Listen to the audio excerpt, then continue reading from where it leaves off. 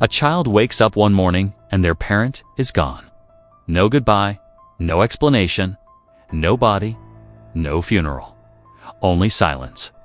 The phone stops ringing. The familiar routines disappear. Strangers may come to the house. Questions may be asked. Documents may be taken. Names may suddenly become dangerous to say. And somewhere inside a classified operational report, a short sentence may quietly appear. Asset compromised. Operation terminated. A few words. Cold, efficient, final, but for the child left behind. Nothing is finished. It is only beginning. Before we continue, if you want to understand the hidden human realities behind intelligence works, subscribe now. This channel explores the unseen side of intelligence. It's not only the methods, not only the secrets, but the lives changed by them. Because sometimes the most important intelligence stories are not about the mission. They are about the people left to survive it. A burned asset is a source whose identity has been exposed. Sometimes they are arrested. Sometimes they disappear. Sometimes they are imprisoned. Sometimes they are executed. Sometimes even their own families are never told what happened. In intelligence language, the term sounds clinical: burned, compromised, lost, but those words hide something painful. Because intelligence agencies may close the file, but families cannot, especially children. Children often understand that something is wrong long before anyone explains it. They notice the tension first, the whispered conversations, the unusual silences, the sudden fear in a parent's face, the late-night phone calls, the locked doors, the instructions that seem strange. Do not tell anyone where your father works. Do not repeat what you heard. Do not answer questions from strangers. Children may not understand intelligence, but they understand fear. They feel it in the atmosphere. They absorb it without language. And then, one day, everything changes. A parent fails to return. The house becomes quiet or chaotic. Sometimes authorities arrive. Sometimes relatives appear unexpectedly. Sometimes the family moves overnight. Sometimes the child is told nothing at all. It's only that they must leave. Now, no explanation. No time to say goodbye. Imagine being young, still trying to understand the world. And suddenly, the person who made you feel safe has vanished into silence. No answers, only absence. That absence can shape an entire life. Most people imagine intelligence work through operations, meetings, codes, surveillance, risk. They rarely imagine the child waiting by a window, listening for footsteps that never return. They rarely imagine birthdays spent not knowing whether a parent is alive. They rarely imagine a child slowly realizing that nobody intends to tell them the truth. That is one of the first wounds: uncertainty. Grief usually needs something solid: a body, a farewell, a clear ending. But children of burned assets are often denied even that. Their grief has no shape, no closure, only questions. Is my parent alive? Did they leave us? Did they choose this? Did someone take them? Will they come back? These questions can stay alive for years. Children often blame themselves. If I said something, maybe I told someone something I should not have. This guilt can become permanent, even when it is not true, especially when no one explains what really happened. But explanation is often impossible. Secrecy protects operations. It protects identities. It protects institutions. And sometimes it protects surviving family members. But secrecy also isolates. Imagine carrying pain you are not allowed to describe. Imagine mourning someone whose name has become dangerous. Some children are relocated. New cities, new schools, new identities. A new name, a new story. You are told not to mention the past. Do not talk about your father. Do not tell anyone where you lived before. This can fracture identity. Children build themselves through memory, through family history, through continuity. But what happens when continuity is erased? What happens when your childhood is divided into before and after? For some children, the parent was not innocent. The parent may have knowingly chosen risk, perhaps for money, perhaps for ideology, perhaps out of fear. But children do not choose any of that. They inherit consequences they did not create. That can create another painful conflict. Love and anger begin to coexist. There is another hidden burden: stigma. In some countries, the family of a suspected intelligence source may be watched, marked, and yet none of this appears in operational language. No intelligence report writes, "Child no longer sleeps through the night. Child asks every week whether father is coming home." These details are not recorded, but they are real. All because a mission ended somewhere far away, and childhood changed forever. Some children spend their lives trying to understand what happened, searching archives, looking for one sentence that explains their own childhood. The child sitting in a quiet room, trying to understand why a parent disappeared into a world they were never allowed to know, and asking a question no intelligence report can answer. Was it worth it? For some children, the loss does not end with disappearance. It becomes a new way of living, a life built around adaptation, a life shaped by rules they did not choose. Sometimes the first change is a new home, not because the family wants to move, because they must. A different city, a different country, a different language, a different name. Old photographs may be packed away. Documents may be replaced. School records may be altered. A child may be told to memorize a new version of their own life. Your father worked in trade, or your mother's old name should not be mentioned. You were never there. You never knew those people. You do not speak about what happened. For adults, this may feel like protection. For a child, it can feel like erasure. Memory becomes dangerous. Even ordinary questions become difficult. Where were you born? What did your father do?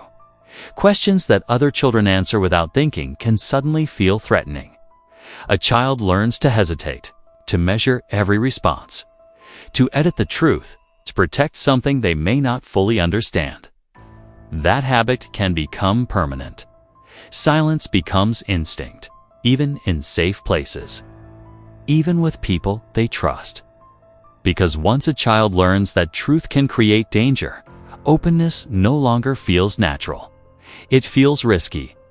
Some children become very careful. They observe before they speak. They avoid attention. They learn to blend in. They become experts at appearing ordinary. Not because they want to, because invisibility feels safer. Others react differently. They become restless, angry, defiant. The hidden pressure begins to surface. School becomes difficult. Concentration weakens.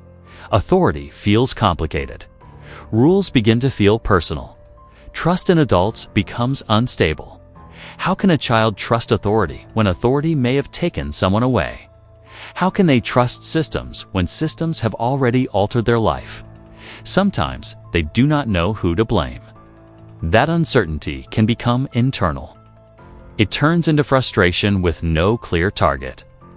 An unresolved frustration often finds new places to live. In behavior, in relationships, in identity. Some children begin to feel responsible for protecting the surviving parent. They grow older too quickly. They stop asking certain questions. They notice what causes pain. They learn what topics create silence. And they avoid them. This quiet emotional restraint can look like maturity, but often it is burden. A child carrying emotions too heavy to express, trying not to create more pain in a home already filled with it. Many children of burned assets grow up inside emotional contradiction. They are told to move forward, but they are never given permission to fully look back. They are expected to build new lives, but the old life remains unfinished, unexplained, unspoken. That can make identity fragile. Who am I if my past cannot be named? What parts of my family history are real? What parts were constructed for safety? What parts were hidden from me? These questions can stay unresolved for years. Sometimes adulthood brings the first real attempt to understand. A child becomes an adult. They begin asking harder questions. They search through old files, old letters, forgotten photographs, a locked drawer, a passport with another name, a number written on the back of a faded image, fragments, pieces, evidence that something larger existed, something never explained. And slowly, they begin rebuilding a story that was broken before they could understand it. But truth can be difficult. Some discover their parent was not who they imagined, not a quiet victim, not simply someone who disappeared, but someone deeply involved in dangerous choices, someone who may have deceived others, someone who may have lived multiple lives, someone who kept secrets even at home. That realization can be painful, can feel like losing the parent a second time. The imagined version disappears. And what remains is more complicated. Love becomes mixed with confusion. Pride becomes mixed with anger. Grief becomes mixed with betrayal. This emotional complexity can be difficult to explain to others. Most people want simple stories: hero, victim, traitor, survivor, but the children of burned assets often inherit something much more difficult. Ambiguity, and ambiguity is heavy. It offers no easy comfort. Some children refuse to search at all. They choose distance. They build lives far away from anything connected to the past. They avoid archives, avoid conversations, avoid memory. But avoidance is not always freedom. Sometimes silence continues shaping life from the background. An unexplained fear of sudden loss, a need to control everything, difficulty trusting intimacy, an instinct to prepare for disappearance, to emotionally expect people to leave. These patterns may seem unrelated, but often they began much earlier, in a home where security disappeared without warning. There is also another burden rarely discussed: inheritance of suspicion. In some cases, children remain visible to institutions long after the operation ends. Their names may be noted, their movements observed, their relationships quietly monitored. Not always aggressively, sometimes only passively, but enough to remind them that the past is not fully past. They may feel watched without proof, or they may know they are being watched. Either way, normal life becomes more complicated. Even success can feel uncertain. Can I apply for this position? Will my family history follow me? Will someone ask questions I cannot answer? Can I travel freely? Can I trust official systems? This uncertainty can shape choices, not through direct force, through quiet limitation. And yet, many of these children become remarkably resilient. Not because they were protected, because they had to adapt. They learn emotional discipline early. They learn how to read people, how to sense tension, how to notice what others miss, how to recognize hidden meaning in ordinary conversations. Sometimes they develop instincts that resemble intelligence training itself, without choosing it, without wanting it. A child raised in secrecy often becomes highly perceptive, but perception can be exhausting. To notice everything, to trust slowly, to remain alert, to feel safest when prepared for change. These are survival habits, useful but costly, because constant vigilance makes rest difficult. Peace can feel unfamiliar. Ordinary life can feel strangely unstable. Even happiness can create anxiety, because when loss arrives without warning once, the mind begins expecting it again. Some children eventually speak publicly, years later, sometimes after documents are declassified, sometimes after governments change, sometimes after surviving family members are gone. They tell stories no intelligence report ever contained. Stories about waiting, about unanswered questions, about hearing rumors about their own parent, about discovering hidden names, hidden addresses, hidden loyalties. They speak not to expose secrets, but to reclaim memory. To say, "This happened to us." We lived inside the consequences of something we never chose. Their voices matter, because they remind the world of something intelligent systems often cannot measure. Operational success and human impact are not the same thing. A mission may succeed. An objective may be achieved. A network may be protected. And still, a child may lose the shape of their own life. That loss does not appear in classified language. It does not fit neatly into reports. It lives quietly, in habits, in relationships, in identity, in silence, and sometimes in one simple longing: to have lived an ordinary childhood, to have known what truth felt like inside one's own home, to have asked questions and received honest answers, to have remembered a parent without fear attached to the memory. That is what secrecy can take. Not only people, not only certainty. Sometimes it takes the simplicity of being young, and once that is gone, is rarely returned. Some children spend their entire lives waiting for an answer that may never come. Not because they expect a parent to return, not because they believe the past can be repaired, but because the human mind searches for meaning. It wants to understand what happened. It wants to place pain somewhere. It wants to know whether the sacrifice meant something. And for the children of burned assets, that question remains. Was their parent abandoned, protected, remembered, regretted? Did the agency that once relied on them ever speak their name again? Did anyone ask what happened to the family left behind? Did anyone write down what it cost? These questions rarely appear in official history. Operational files record outcomes, dates, names, failures, compromises. But institutions are designed to preserve systems, not emotions. They document what can be measured, not what can be felt. And yet, the emotional consequences often outlast everything else. Long after governments change, long after documents are sealed, long after the people involved disappear, the children remain. They grow older. They build careers, families, lives. Some appear completely ordinary, successful, stable, strong. But hidden histories do not always disappear. Sometimes they simply become quieter. A sudden fear during an unexpected phone call, a hesitation before answering personal questions, a discomfort with official forms asking about family history, a strange sadness on birthdays, a habit of preparing for loss before loss arrives. These moments can feel disconnected, but they are often echoes. Memories carried not only in thought, but in the body, in instinct, in emotional reflex. The past may no longer be visible, but it can still be present. Some children eventually become parents themselves, and that can awaken everything again.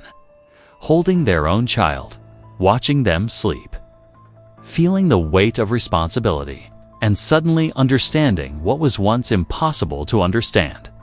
The fear their parent may have carried, the impossible decisions they may have faced, the risk they may have accepted. That realization can bring compassion. It can also bring grief. It's a different kind of grief, one shaped not by anger, but by empathy.